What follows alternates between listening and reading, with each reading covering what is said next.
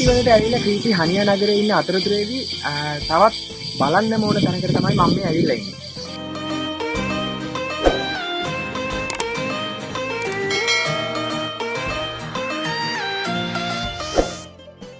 මෙතනට කියන්නේ වෙනිසියුලොස් ග්‍රේව් කියලා. එහෙම නැත්නම් වෙනිසියුලොස්ගේ සොහන කියන තැනටයි මම මේ ඇවිල්ලා ඉන්නේ. වෙනිසියුලොස් කියන්නේ ග්‍රීසියේ හිටපු ඉතාමත් සාර්ථක ඒ වගේම ඉතාමත් දක්ෂ දේශපාලනඥයෙක්. ඔහු ග්‍රීසියේ අටවතාවක් අගමැති ධුරයට පත් වෙලා තියෙනවා. ඉතින් ඔහුගේ සහ ඔහුගේ පුත්‍රයාගේ සොහොන් පොත් තිබෙන තැනක තමයි මම මේ ඇවිල්ලා තියෙන්නේ. ඔහුගේ පුත්‍රයා ග්‍රීසියේ තුන් වතාවක් අගමැති ධුරයට පත් වෙලා තියෙනවා. ඒ දෙදෙනාම මේ ස්ථානයේ තමයි ඔවුන් දෙදෙනාගේ අවසන් ස්ථානයේ විදියට ෆයිනල් රෙස්ටිං ප්ලේස් එක විදියට තෝරගෙන තියෙන්නේ. ඉතින් මම මේ ඉන්නේ අක්‍රොතිරි කියන අර්ධ ද්වීපේ හනියා නගරයට ඉතාමත් ආසන්නයේ පිහිටලා තියෙන්නේ. විනාඩි 15ක විතර ගමනකින් වාහනයකින් යනවා නම් විනාඩි 15ක විතර ගමනකින් ඔබට මේ ස්ථානයට ළඟා වෙන්න පුළුවන්. ඒ වගේ මේ ස්ථානයේ තියෙනවා තවත් සුවිශේෂී ස්මාරක කීපයක් ඔබට පෙන්වන්න. මේ මගේ පිටිපස්සෙන් පේනවා ඇති ඔබට තව පිළිමයක් තියෙනවා. ඒ පිළිමය ගැන ලොකු කතාවක් තියෙනවා. ඉතින් අපි වෙනිසියුලොස් ග්‍රේව් එක එහෙම නැත්නම් වෙනිසියුලොස්ගේ සොහොන නරඹලා මේ ස්ථානයේ තියෙන අනෙකුත් වැදගත් තැන් ගැන කතා කරමු. මම හිතනවා ඔයගොල්ලන්ට මාව ඇහෙනවද කියලා හරියටම හිතන්න කියන්න අමාරුයි. මොකද මේ අවදින් ඇහෙන ශබ්දෙත් එක්ක මේ ඇහෙන්නේ රැහැයියන්ගේ ශබ්දය. එහෙම නැත්නම් සිකාඩා කියලා අපි කියන ඉංග්‍රීසියෙන්. ඉතින් ඒ නිසා මම මේ ස්ථානයේ වීඩියෝ කරලා ඔයගොල්ලන්ට පස්සේ බෑග්ග්‍රවුන්ඩ් වොයිස් එකක් විදියට දාලා වෙන්නම් මේකේ විස්තර කොහොමද කියලා. මොකද නැත්තම් මම හිතන්නේ මම කලින් කරපු වීඩියෝ එකකත් මේගොල්ලන්ගේ කන් කරච්චලේ තිබුණා. ඒ නිසා වොයිස් ඇහෙන්නේ නැහැ කියලා මට ඔයගොල්ලෝ ගොඩක් අය කියලා තිබුණා. ඒ නිසා මම ඩබ් කරලා හරි මේක ඔයගොල්ලන්ට හදලා දෙන්නම් වොයිස් ඇහෙන විදියට. එහෙනම් බලමු වෙනිසියුලොස්ගේ ග්‍රේව් එක කොහොමද කියලා. ඒ වගේම මෙතන තියෙන අනිත් මේ පිළිමය තව මගේ මේ පැත්තට එනකොට ඔයගොල්ලන්ට පේනවා ඇති පල්ලියක් තියෙනවා රත්න කොටි. ඒ පල්ලිය ගැනත් මම කතා කරන්න. එහෙම බලමු මොනවද කියන්නේ කියලා.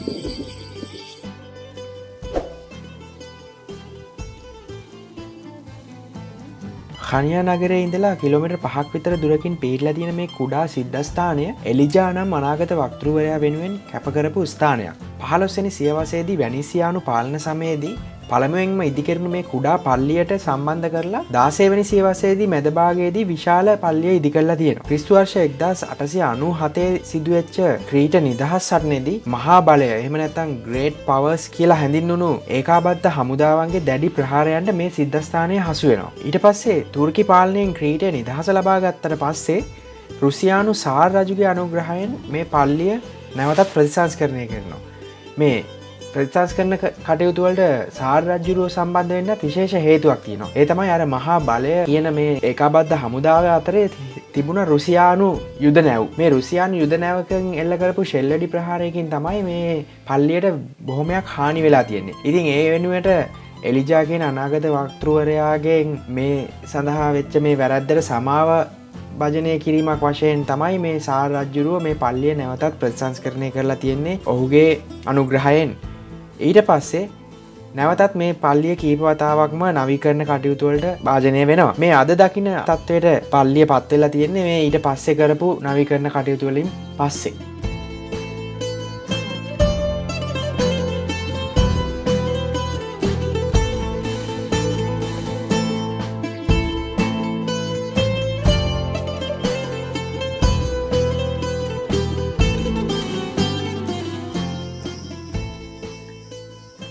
කාට හරි කියන්න පුළුවන්ද මේ ගහ මොකක්ද කියලා? කඳ දැක්කම නම් මං කියනවා බෑ කියලා. හැබැයි කොළවලට යනකොට බලන්නකො මොකක්ද ගහ කියලා. තේනවනේ මොකක්ද කියලා? මේක පතොක් ගහක්. මම ජීවිතේට දැකපු පතම පතොක් ගහ තමයි මේක. ග්‍රීසියේ ඉන්නවා ලංකාව වගේම නම තියෙන මිනිස්සු. තේනවනේ? ඊය තැන නම තියලා තමයි එන්නේ.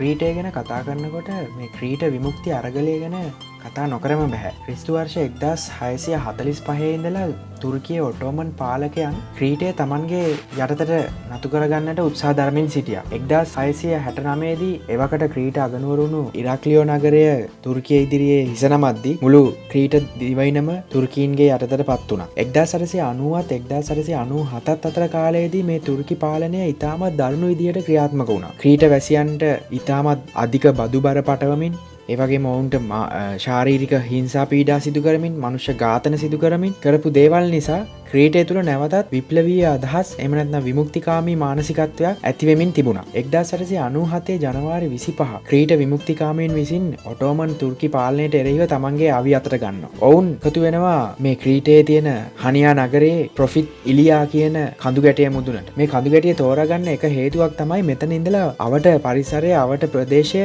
එක එල්ලේ ඒ ප්‍රදේශයම දැකගන්න පුළුවන් වෙච්ච එක. ඉතින් ඒක යුද උපායක් වශයෙන් ඔවුන් යොදාගෙන ගෙන මේ ප්‍රොෆෙට් ඉලියා කඳු මුදුනට එකතු වෙලා මෙතන ග්‍රීක දජය ඔසවලා තියෙනවා. ඒ වගේම ආයුධ සන්නද්ධ ක්‍රීට වැසියන් හතර දිබ්බාගේම මේ ස්ථානයට රැස් වෙන්නට පටන් ගත්තා. ඔටෝමන් තුර්කීන්ට සහාය දුන්නු මහා බලය ලෙස හැඳින්වුණු ඉතාලිය, ඕස්ට්‍රේලියාව, හංගේරියාව, ජර්මනිය, බ්‍රිතාන්‍ය සහ රුසියාව කියන මේ ඒකාබද්ධ හමුදාව ක්‍රීට විමුක්තිකාමීන්ගේ ඉල්ලීම් සියල්ලම ප්‍රතික්ෂේප කරනු ලැබුවා. 1897 පෙබරවාරි 9 වෙනිදා එක්සත් නාවක බලඇණියේ ඉතාලියානු ජ්‍යෙෂ්ඨ නාවක සේනාධිපති කනෙවාරෝ විමුක්තිකාමීන්ගේ කඳවුරට ෂෙල් වෙඩි ප්‍රහාර එල්ල කරමින් මේ සටන ආරම්භ කරනවා. මේ ෂෙල් ප්‍රහාරයන්ට ඉලක්ක වුණේ ක්‍රීට සටන්කරුවන් පමණක් නොවේ. අක්‍රොතිරී ඔසවා තිබපු අර ග්‍රීක දජයත් මේ ඉලක්කයන්ට ලක් වුණා. ප්‍රහාරයන්ට ලක් වුණු දජය දෙපාරක්ම බිම කඩාගෙන වැටුණා. තුන්වෙනි වතාවේදී ප්‍රහාරයට ලක් වුණු කොඩිය එසවීමට එක් වීර සෙබළෙක් සුව කැමැත්තෙන් ඉදිරියට පැමිණියා. ඒ ස්පීරොස් කයාලිස්. ඔහු බිම වැටුණු කොඩිගස වෙනුවට තමන්ගේ ශරීරයේ කොඩිගසක් වශයෙන් යොදා ගනිමින් ග්‍රීක දජය ඔසවාගෙන සිටියා. මේ ඓතිහාසික වීර ක්‍රියාව තමන්ගේ දුරදක්නයෙන් දුටුව මහා බලයේ සෙන්පතිවරු මේ අභීත වීරෝදාර ක්‍රීට සෙබලාගේ ජාතික අභිමානයත් නිර්භීතත්වයත් හමුවේ ගල් ගැසී ගියා. ඊළඟ මොහොතේ ඔවුන් ෂෙල් වෙඩි ප්‍රහාර එල්ල කිරීම නතර කරන ලෙස තමන්ගේ සේනාංකයන්ට අණකරනු ලැබුවා. මේ අභීත විරුවාගේ වීර ක්‍රියාව හමුවේ ක්‍රීට විමුක්තිකාමීන් නැගූ ඔල්වරසන් නාදයෙන් මුළු අක්‍රොතිරියම කම්පා වුණා. හයිඩ්‍රා නම් ග්‍රීක යුද නැවෙන් ග්‍රීක ජාතික ගීය වාදනය වුණා. ඒ විතරක් නෙවෙයි. ක්‍රීටයට පහර දීමට පැමිණි මහා බලයට අයත් ඉතාලියානු ප්‍රංශ යුද නැව්වලින්ද ජයഘോഷා සහ ඔල්වරසන් ඇසුණා. ඉතාලියානු සෙන්පති කනෙවාරෝ ඔහුගේ සටහන් අතර ඒ ගැන මෙන්න මෙහෙම ලියලා තියෙනවා. එවැනි වික්‍රමාන්විත ආකාරයට තම ජාතික දජය එසවීම මගේ ජීවිතයේදී කිසිදා අමතක නොවන මොහොතක්. මේ සිදුවීම අක්‍රොතිරියට ප්‍රහාර එල්ල කිරීම නවතා දැමුණු ලැබුවා වගේම ඉන් මාස කිහිපයකට පස්සේ ක්‍රීටයේ ඔටෝමන් තුර්කි අධිරාජ්‍යයෙන් තම නිදහස ලබා ගැනීමටද හේතුපාදක වුණා. ඊට පස්සේ 1913 දෙසැම්බර් 1 වෙනිදා ක්‍රීටය ග්‍රීක ප්‍රධාන රාජ්‍ය සමග එක්සේසත් කරනු ලැබුවා.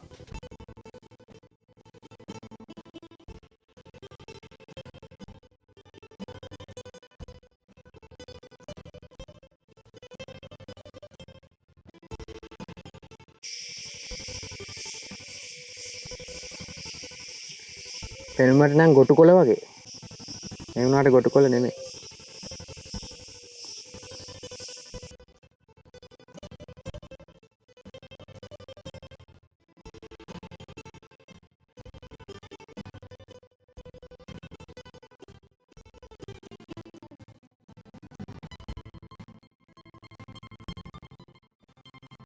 මන් දැන් මේ ඇවිල්ලා ඉන්නේ නූතන ග්‍රීසියේ හිටපු විශිෂ්ටතම පුරවැසියාගේ අවසාන ස්ථානයට. ඒ තමයි එලෙෆ්තෙරියොස් වෙනිසීලොස්. ක්‍රීටයේ හනියාහි හලෙප්පා කියන ප්‍රදේශයේදී 1864 අගෝස්තු 23 වෙනිදා උපත ලබන ඔහු ඇතන්ස් වලදී නීතිය හදාරලා පසුව ක්‍රීටයේ ලිබරල් පක්ෂයේ නායකයා බවට පත් වෙනවා. ඒ වගේම ක්‍රීටයේ ඔටෝමන් පාලනයට එරෙහිව ගෙන ගිය විප්ලවයේ ප්‍රධාන භූමිකාවක් ගන්නවා. මේ විප්ලවයේ ජය ගැනීමත් සමග නිදහස් ක්‍රීටයේ පළමු අගමැති බවට 1905 දී පත්වෙන ඔහු 1910 දී ග්‍රීසියේ අගමැති බවට පත්වෙනවා. යථාර්ථවාදී බව, දුරදක්නා නුවණ, ඥානවන්ත බව, නම්‍යශීලී බව සහ නිර්භීත බව ඔහුගේ චරිතයේ තිබුණු උසස් ගුණාංග බව විචාරකයන් පවසනවා. 1910 දී ක්‍රීටයේ දේශපාලනයට සමුදෙන එලෙෆ්තෙරියොස් වෙනිසීලොස් ග්‍රීසියට පැමිණ එහි ලිබරල් පක්ෂය ආරම්භ කරනවා. පසු ඔහු 1910 සිට 1920ත් 1928 සිට 1933ත් අතර කාලය තුල 8 වතාවක් ග්‍රීසියේ අගමැති බවට පත් වෙනවා. ග්‍රීසියේ අභ්‍යන්තර සහ බාහිර දේශපාලනික කටයුතු වලට ඔහුගේ ආభాෂය කොතරම් තදින් බලපෑවාද යන්නට හොඳම උදාහරණය ලෙස ඔහු නූතන ග්‍රීසියේ නිර්මාතෘවරයා යන විරුදාබලිය ලැබීමම දැක්විය හැකි. අදටත් ග්‍රීක වැසියන් ඉතාමත් ගෞරවයෙන් සහ භක්තියෙන් ඔහුව සිහිපත් කරන අතර ඇතන්ස් හි එලෙෆ්තෙරියෝස් වෙනිසීලෝස් ජාත්‍යන්තර ගුවන් තොටුපොළ මෙන්ම ග්‍රීසිය පුරා උද්‍යාන මහාමාර්ග රාශියක් ඔහුගේ නමින් නම් කර තිබෙනවා. 1928ත් 1932ත් අතර කාලය ග්‍රීසියේ අගමැති ලෙස ඔහු සිටින අවසාන දූර කාලයයි. මේ කාලය තුල ඔහුගේ ප්‍රධානතම කාර්යභාරය වුණේ ග්‍රීසිය සහ තුර්කිය අතර මිත්‍ර ගිවිසුමකට එළඹීමයි. ඔහුගේ ජීවිතයේ අවසාන සමයේදී ඝාතන කුමන්ත්‍රණ දෙකකටම මුහුණ දෙන එලෙෆ්තෙරියෝස් වෙනිසීලෝස් 1935 දෙවන ඝාතන කුමන්ත්‍රණයෙන් පසුව පැරිසිය බලා පිටත්ව යනවා. 1936 මාර්තු 10 වෙනිදා හදිසි ආඝාතයකට ලක්වන වෙනිසීලෝස් ඉන් දින 5කට පසුව 1936 මාර්තු 18 වනදා සදහටම මෙලොව හැර යනවා. පැරිසියේ සිට නැව්මගින් කෙලින්ම හනියා වෙත ගෙන එන ඔහුගේ දේහය හනියාහි අක්‍රොතිරිහිදී එනම් මේ ස්ථානයේදී මිහිදන් කරනු ලබනවා.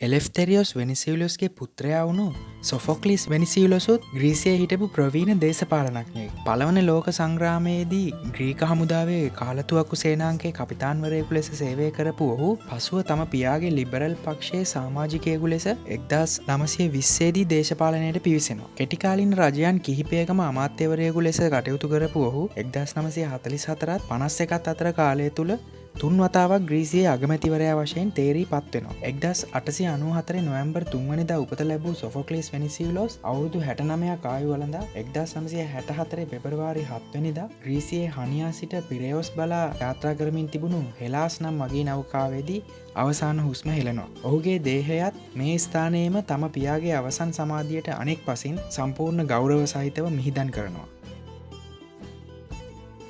ඉතින් මේ අක්‍රොතිරි කන්දට ආපු ගමන ඒ වගේම එලෙෆ්තෙරියෝ වෙනිසීලෝස්ගේ කොහොන නරඹන්න ආපු ගමන ඉතින් නිමා කරනවා. දැන් මම ආපහු යනවා හනියා නගරයට, පැරණි නගරයට. ඔයගොල්ලෝ කලින් දකින්න ඇති එතන වීඩියෝස් කීපයක්. එතනට ගිහිල්ලා හවස් යාමේ ඉර බැහැගෙන යන වෙලාවේදී කොහොමද නගරේ දිස් වෙන්නේ, කොයි වගේ මනරම් දර්ශනයක් අපිට දැක ගන්න පුළුවන් වෙයිද කියලා අපි බලමු. තාම දවල්ට කෑවෙත් නැහැ. ඒකට ගිහිල්ලාම කන්න තමයි ඉඳන් ඉන්නේ. මගේ නැව ඇතන්ස් වලට යන නැව තියෙන්නේ රෑ 10ට. ඉතින් මට රෑ 10 වෙනකන් වෙලාව තියෙනවා. තාම වෙලාව 3:00 විතර වගේ වෙන්නේ. ඉතින් තව පැය 6කට වැඩි කාලයක් තියෙනවා. මට නැවට යන්න පැයකට විතර කලින් යන්න ඕනේ. මම රෑ 9 විතර වෙනකොට යන්න ඕනේ එතෙන්ට හබයට. එහෙමනම් අපි පැරණි නගරයට ගිහිල්ලා පැරණි නගරේ තව තොරතුරු ටිකක් බලමු. හවස් යාමේදී කොහොමද නගරේ දිස් වෙන්නේ.